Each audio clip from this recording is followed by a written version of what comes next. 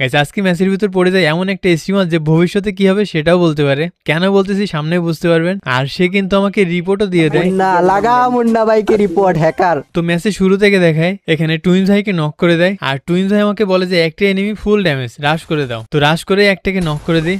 তারপরে দেখলাম টুইনস ভাই আমাকে ধোকা দিয়ে দিয়েছে, এখানে পুরো স্কোয়াডের ভিতরে আমাকে ফাঁসাই দিছে। এখানে আমি সত্যিই প্রস্তুত ছিলাম না। খেলাটাও একটু ওলটপালট হয়ে যায়। আশা করি বুঝতে পারছেন আমি কি করতেছি আমি নিজেও জানি না। আর আমিও যে কোন লেভেলে যাত্রা দিতে পারি আশা করি বুঝতে পারছেন।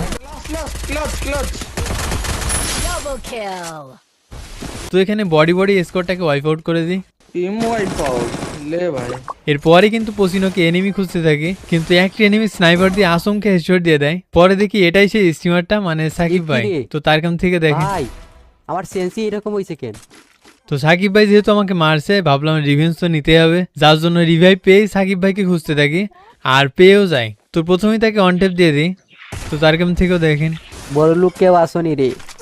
আরে মারি দিছি মুন্না ভাই, কই তাকে মারলো মুন্না ভাই? এখানে নক করেছি বলে সোজা রাশ করার চেষ্টা করি, কিন্তু ফ্যাক্টরি থেকে একটা এনিমি আমার এইচপি একেবারে লো করে দেয়। এই সুযোগের সামনে থেকে তারা রাশ করে দেয়। আমি প্রথমে একটাকে MP5 দিয়ে নক করে দিই, তারপর সাকিব ভাইকে ওয়ান টেপ দিয়ে দিই। এবার তার রিয়াকশন দেখেন। এখানে দেখেন আমি হেডশট দিব নাকি বডি শট দেবো সেটা উনি আগে থেকে জানতেন, কারণ তার কথাগুলো শুনে। মুন্না ভাই হেডশট দিব ভাই, আমি বের হইলি আমাকে হেডশট দিব, আমি হেডশট খাইয়া যাবো। আরে ভাই রে কি মারছে, আমি জানতাম যে হেডশট খাইয়া যাবো। এই দেখ কি মারছে এইটা ভাই, এই দেখছো? তো এরপর ভাবলাম স্ট্রিমার তো শেষ, ম্যাচটা এখন খালি খালি লাগবে, যে জন্য একটা চ্যালেঞ্জ নিয়ে নিই। ম্যাচে টোটাল বেঁচে আছে 14 জন আর আমার কিল আছে মাত্র 8টা। এখান থেকে কি 15 কিল করতে পারবো? তো এই চ্যালেঞ্জটা কমপ্লিট করার জন্য সর্বোচ্চ চেষ্টা করতে থাকি শুধুমাত্র কিল পাওয়ার জন্য। তো এরই সাথে 10 কিল ডান। সামনে একজন সাইলেন্সার ইউজ করে ফায়ার করতেছে।